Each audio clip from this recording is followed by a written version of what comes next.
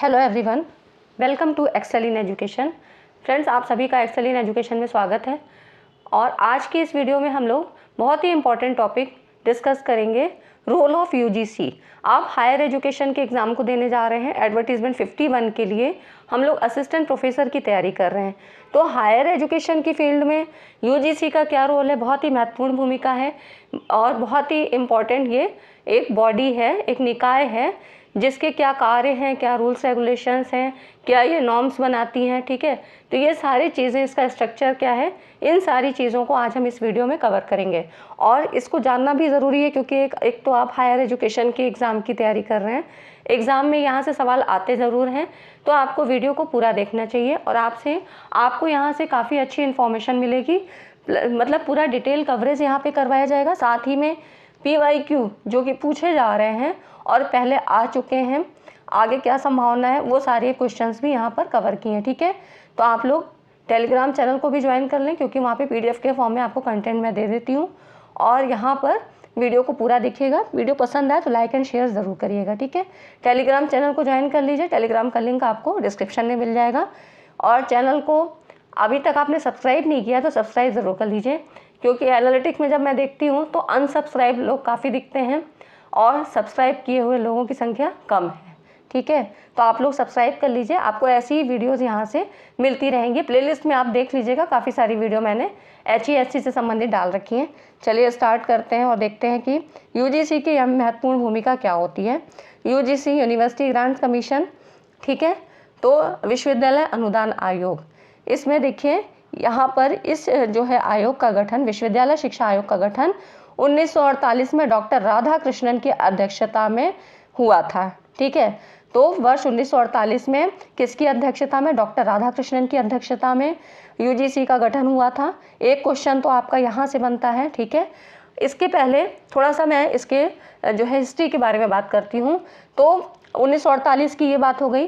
वर्ष 1945 में 3 केंद्रीय विश्वविद्यालय, अलीगढ़, बनारस और दिल्ली, ठीक है, ये नाम याद रखिएगा, A, B and D है ना, अलीगढ़, बनारस एवं दिल्ली के कार्यों की देख रेख के लिए एक समिति गठित की गई थी जो विश्वविद्यालय समिति के नाम से प्रसिद्ध थी।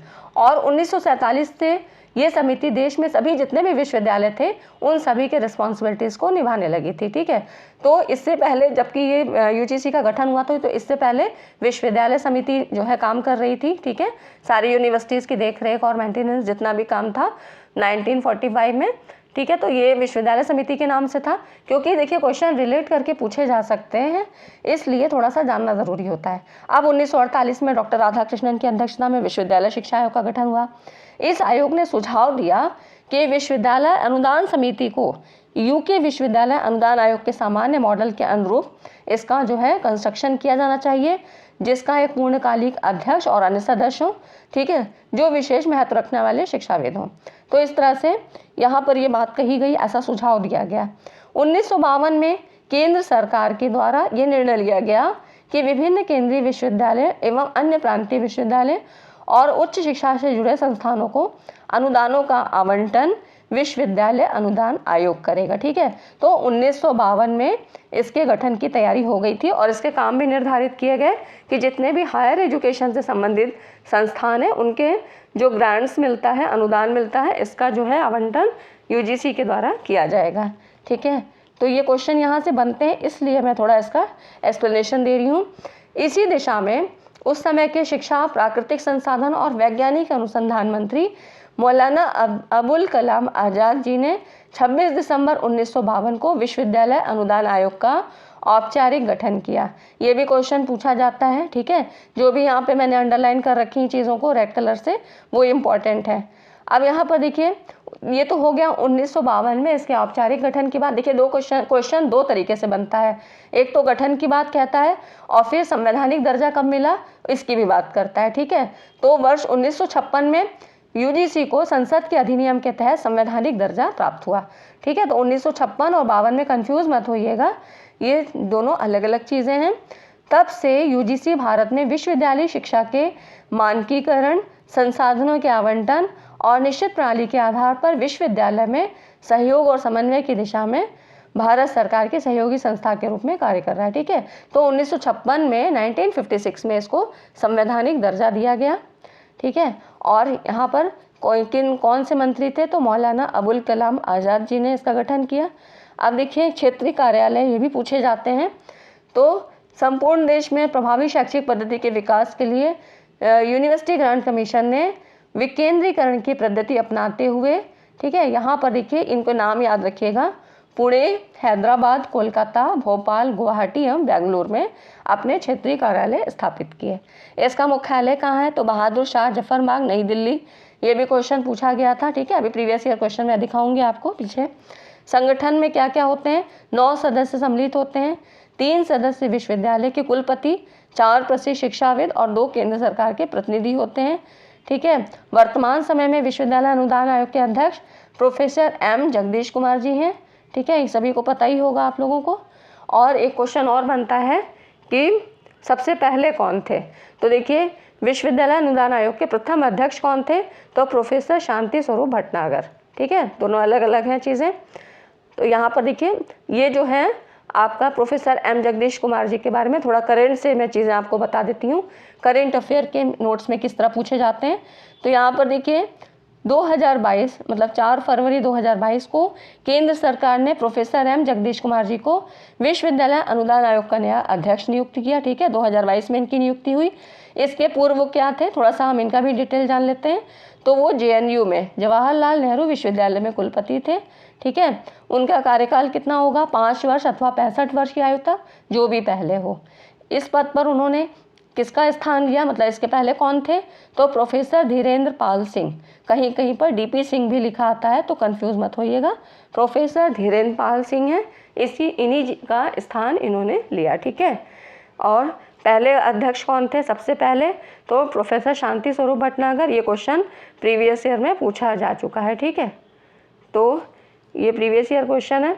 अब देखिए यहाँ पे अधिदेश की बात करें, क्योंकि यहाँ पर इसमें जो है अधिदेश से संबंधित जो क्वेश्चन था वो आपके नेट के एग्ज़ाम में पूछा गया था।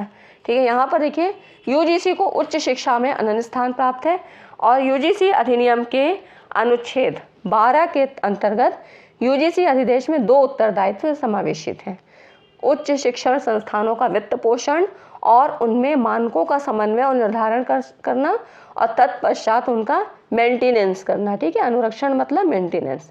तो मानकों मतलब नॉर्म्स, कुछ ऐसे नॉर्म्स बनाए जाते हैं, उनका कोऑर्डिनेशन, उनका डिज़ाइनेशन किया जाता है, कंस्ट्रक्शन किया जाता है, फिर उनका मेंटेनेंस किया जाता है। ठीक है, और सभी को अनुदान दिया जाता है, ये तो पता ही है। ठीक है, तो इससे देखिए ये नेट का क्वेश्चन है, नेट में पूछा गया था, UGC अधिनियम की निम्नलिखित में से कौन सी धारा शिक्षण, परीक्षा और शोध के मानक बनाए रखने के लिए विश्वविद्यालय शिक्षा के संवर्धन और समन्वयन से संबंधित है। तो अब आपको पता लग गया, सेक्शन 12, धारा 12। बाकी के में भी बारे में बात कर लेते हैं। तो देखिए जो धारा 14 है, इसमें आयोग की सिफारिशों के अनुपालन में विश्वविद्यालय की विफलता के परिणामों का वर्णन है। ठीक है, अगर सक्सेस नहीं होते हैं जो भी नियम बनाए गए हैं तो इनके परिणामों का वर्णन है। धारा 25 की बात करें तो नियम बनाने की शक्ति का वर्णन है। ठीक है, और धारा 28, इनको आप चाहें तो नोट कर सकते हैं, धारा 28 संसद के समक्ष नियमों को रखने का वर्णन है। ठीक है, तो ये अलग अलग धाराओं के अलग अलग काम हैं। ये हो गया आपका। ठीक है, हम लोग नेट के क्वेश्चन इसलिए देख रहे हैं क्योंकि हो सकता है कि अब उन्हीं क्वेश्चंस में हेर फेर करके भी पूछा जा सकता है, क्योंकि रोल ऑफ UGC तो आपके सिलेबस में है ही, तो जितने क्वेश्चन बन सकते हैं वो सारे मैंने यहाँ पे लिए हैं। ठीक है, अब देखिए शिक्षण अधिगम प्रक्रिया को प्रगतिशील बनाने के लिए UGC ने महत्वपूर्ण कार्यक्रम चलाए हैं। कौन कौन से हैं, देखिए यहाँ पर है CHSSIP, college humanities and social science improvement programme है। फिर उसके बाद CSIP है, कॉलेज साइंस इम्प्रूवमेंट प्रोग्राम है। फिर है ULP, यूनिवर्सिटी लीडरशिप प्रोग्राम है, और special assistant programme SAP, CDC curriculum development centre. ठीक है, तो ये हो गया आपका। उसके बाद देखिए कुछ कार्य हैं, कार्य कौन कौन से UGC के द्वारा किए जाते हैं। तो देखिए विश्वविद्यालय शिक्षा में सुधार एवं शिक्षण मानकों को उच्च करने की दिशा में विश्वविद्यालय को सलाह देना। ठीक है, तो यहाँ पर शिक्षक मानकों को उच्च करने की, तो यहाँ पर विश्वविद्यालयों को सलाह देती है। विभिन्न भारतीय विश्वविद्यालय में शैक्षिक मानकों में समानता लाने की दिशा में कार्य करना, और विश्वविद्यालय शिक्षा के संदर्भ में भारत सरकार को सलाह देने वाली विशेष संस्था के रूप में कार्य करना, ठीक है, क्योंकि इसका काम ही है मेंटेनेंस का, तो ये सारी चीज़ें ये करती है। विश्वविद्यालयों को अनुदान प्रदान करना और इस दिशा में नीतियों का पालन करना, ये तीसरा कार्य है। चौथा है नए विश्वविद्यालयों की स्थापना, पुराने विश्वविद्यालयों की कार्यविधियों के विस्तार की दिशा में विचार और टिप्पणियां देना, ठीक है। नए के साथ साथ पुराने को भी ये ध्यान देता है, निगरानी करता है। विश्वविद्यालय और केंद्र सरकार से जुड़े मामलों की देखभाल करना और शंका की परिस्थितियों का समाधान करना, तो ये हो गए। और भी हैं, देखिए, विश्वविद्यालय की वित्तीय स्थितियों की जांच करना और केंद्र सरकार द्वारा दिए गए अनुदान की दिशा में सुझाव देना, ठीक है। फाइनेंस की कंडीशंस को भी जांच करता है। विश्वविद्यालय शिक्षा के विकास और विस्तार की दिशा में कार्य योजनाओं को अपनाना, परीक्षा, पाठ्यक्रम और अनुसंधान गतिविधियों से जुड़े आंकड़े एकत्र करना, ठीक है, क्योंकि हायर एजुकेशन की बात करता है तो रिसर्च के क्षेत्र में भी ये जो है अपने जो है सुझावों को देता है। विदेशों की शैक्षिक पद्धति संबंधी सूचना एकत्र कर देश के विश्वविद्यालयों को उनसे अवगत कराना। विश्वविद्यालय और उसकी सेवाओं से जुड़ी गतिविधियों के संदर्भ में केंद्र और राज्य सरकारों को सलाह देना। फिर कुछ अन्य कार्य भी हैं, जिसमें कि कुछ ऐसे प्रोजेक्ट बनाना जो कि डेवलपमेंट से संबंधित हैं, शिक्षकों के वेतनमान में सुधार लाना, विभिन्न विश्वविद्यालयों में अध्ययन केंद्र चलाना, ये सारी चीज़ें हैं। उसके बाद छात्रावास का भी, जो कि हॉस्टल्स वगैरह हैं, उनका निर्माण, सेवानिवृत्त अध्यापकों की सेवाओं का लाभ उठाना, शिक्षकों का ट्रांसफ़र और स्कॉलरशिप से जुड़े कार्य करना, ये सारी चीज़ें किसमें, तो यूजीसी के कार्य के अंतर्गत आती हैं, ठीक है फ्रेंड्स। वीडियो पसंद आ रही हो, वीडियो अच्छी लग रही हो, आपको समझ में आ रही हो, तो वीडियो को लाइक ज़रूर करें, ठीक है। आप लोग लाइक ज़रूर कर दिया करिए और अभी लाइक करिए, क्योंकि फिर आप भूल जाते हैं, वीडियो ख़त्म हो जाती है और आप लोग लाइक नहीं करते हैं, है ना, तो लाइक ज़रूर कर दीजिए। अब देखिए, अब हम कुछ क्वेश्चंस देख लेते हैं कि यहाँ पर क्वेश्चंस कौन कौन से हैं। देखिए, निम्नलिखित में से किसकी अनुशंसा पर विश्वविद्यालय अनुदान आयोग का गठन किया गया है, तो ये आपको पता है कि राधाकृष्णन आयोग का, ठीक है। तो राधाकृष्णन आयोग, यहाँ पर 1948 को भारत सरकार द्वारा विश्वविद्यालय शिक्षा आयोग की स्थापना की गई थी और इसके अध्यक्ष कौन थे, डॉक्टर सर्वपल्ली राधाकृष्णन थे। और राधाकृष्णन आयोग की सिफारिश के आधार कारण ही विश्वविद्यालय अनुदान आयोग की स्थापना हुई थी, ठीक है। और बात करें तो विश्वविद्यालय अनुदान आयोग 28 दिसंबर 1953 को अस्तित्व में आया और विश्वविद्यालय में शिक्षण, परीक्षा, अनुसंधान के मानकों का निर्धारण रखरखाव करने के लिए जो भी मेंटेनेंस था, 1956 में संसद के एक अधिनियम द्वारा भारत सरकार का संवैधानिक जो है संगठन बन गया, ठीक है। तो 1956 में इसको संवैधानिक दर्जा दिया गया और जो इसकी जो डेट है कि कब अस्तित्व में आया, तो 28 दिसंबर 1953, ठीक है। तो ये हो गया इसका, तो राधाकृष्णन आयोग इसका सही आंसर है, ठीक है।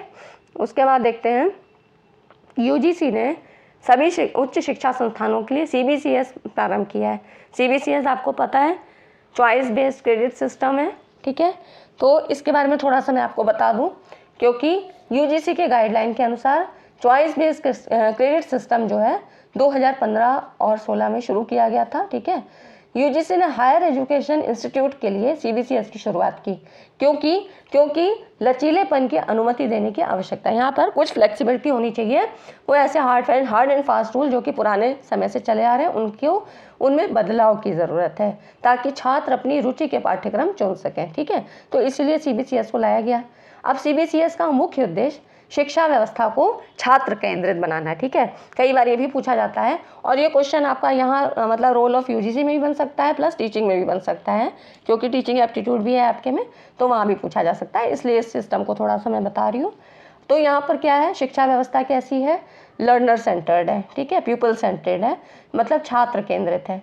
सीबीसीएस छात्रों की शिक्षा प्रणाली में फ्लेक्सिबिलिटी प्रदान करता है, जिससे कि वो अपनी रुचि के अनुसार और स्किल डेवलपमेंट के पाठ्यक्रम को चुन सकें, ठीक है। यहाँ पर मतलब वो रटने वाली शिक्षा को नहीं मान्यता दी जाती है, बल्कि ऐसे प्रोग्राम ओरिएंट किए जा रहे हैं जो कि स्किल को बढ़ाएं।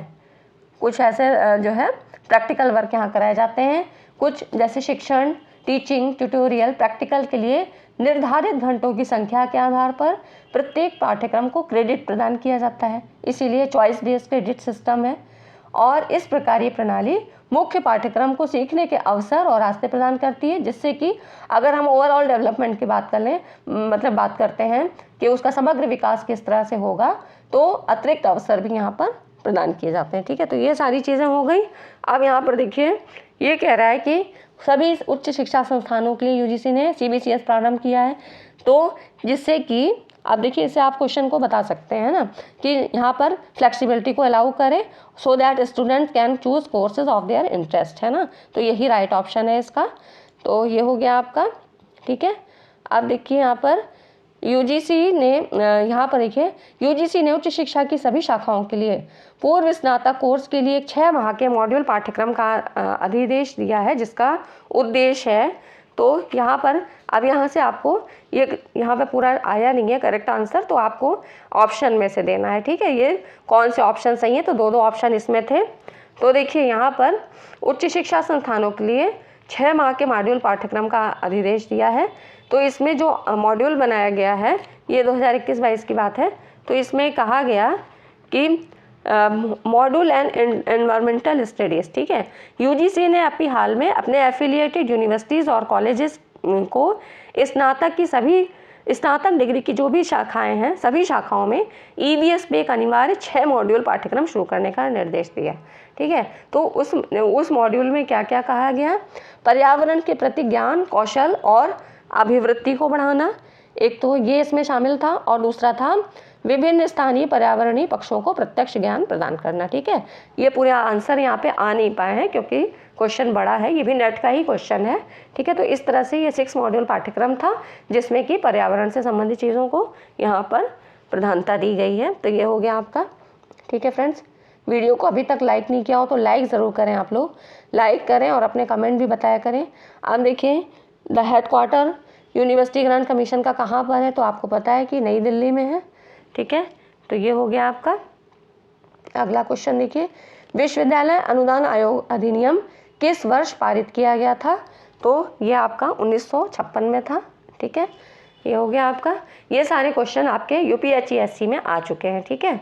तो यहाँ पर उसके बाद देखिए, विश्वविद्यालय अनुदान आयोग का एक ऐसा गत्यात्मक पोर्टल जिसका लक्ष्य विद्यालय परिसर में महिलाओं का सशक्तिकरण है, इसको जाना जाता है किस नाम से, तो ये जाना जाता है सक्षम के नाम से, ठीक है।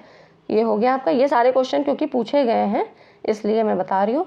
भारत में उच्च शिक्षा को क्षेत्रवार नियंत्रित करने के लिए यूजीसी ने पुणे, हैदराबाद, कोलकाता, भोपाल, गुवाहाटी और बेंगलोर, ये नाम याद रखिएगा, कई बार ये भी पूछ लिया जाता है, इनमें 6 केंद्र खोले गए। वे कब खोले गए थे, तो ये 1994-95 में खोले गए थे, ठीक है फ्रेंड्स। तो ये हो गया आपका रोल ऑफ यूजीसी कि हायर एजुकेशन में यूजीसी की भूमिका क्या है। और भी जो भी आपके सिलेबस से संबंधित टॉपिक है वो वीडियो मैंने बना दिए हैं, आप लोग प्लेलिस्ट में चेक कर सकते हैं, ठीक है। वीडियो पसंद आया हो तो वीडियो को लाइक एंड शेयर ज़रूर करिए और टेलीग्राम चैनल को ज्वाइन करिए, साथ ही एक्सेल इन एजुकेशन चैनल को भी सब्सक्राइब ज़रूर करें, ठीक है। Thanks for watching this video. मिलते हैं अगली वीडियो में, तब तक के लिए धन्यवाद।